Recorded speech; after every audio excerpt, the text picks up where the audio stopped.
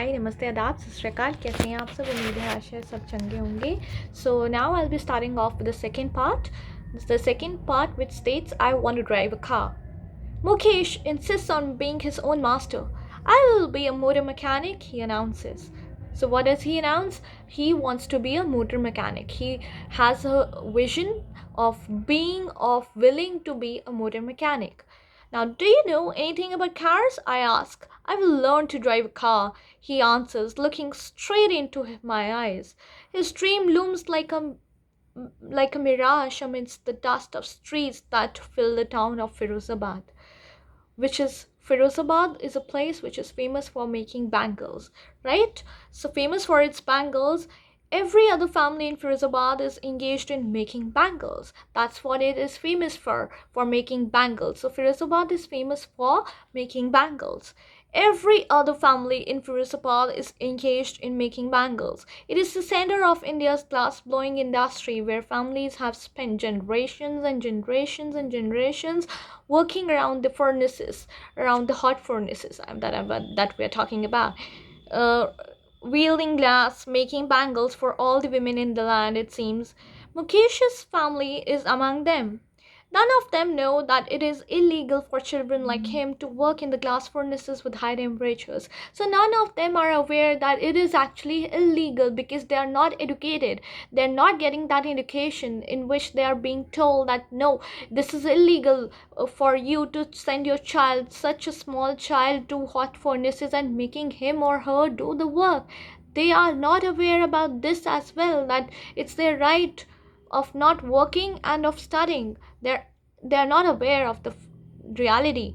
That's what we are talking about over here.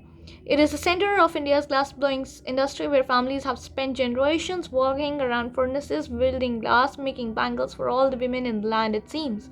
Mukesh's family is among them. None of them know that it is illegal for children like him to work in the glass furnaces with high temperatures. That means it's very hot over there. In dingy cells, that means it's very dingy. It's they're small units in which they're working. They're dark. They're filled with darkness, without air and light, that the law, if enforced, could get him and all those 20,000 children out of the hot furnaces where they slog their daylight hours. They have been working, they have been toiling very hard, often losing the brightness of their eyes. Mukesh's eyes beam as he volunteers to take me home, when he proudly says, is being rebuilt. We walk down stinking lanes choked with garbage, past homes that remain crowded with families of humans and animals coexisting in a primeval state. He stops at the door of one of such house, bangs a wobbly iron door. That means the infrastructure has been described, that how the doors were also not properly built. They were wobbly in nature, and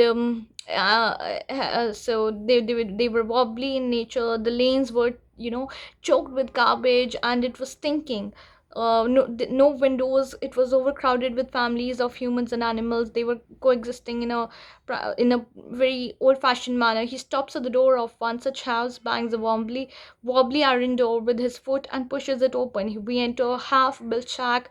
In one part of it, thatched, the dead grass is a firewood stove over which sits a large vessel of sizzling spinach leaves.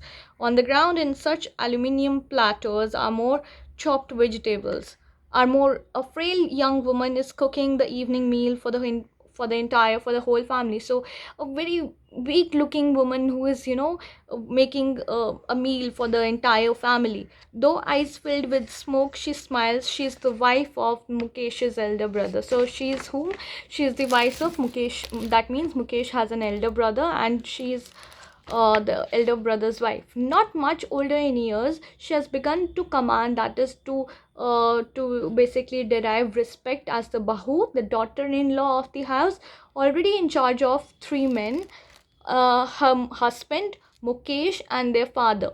So basically, we are talking about the males over here, the patriarchal society, the husband, then Mukesh, and then their father. When the older man enters, she gently withdraws behind the broken wall and brings her veil closer to her face as custom demands daughters-in-law must veil their faces before male elders. In this case, the elder is an impoverished, that is very poor bangle maker. Despite long years of hard labor, first as a tailor, then as a bangle maker, he has failed to renovate a house, send his two sons to school.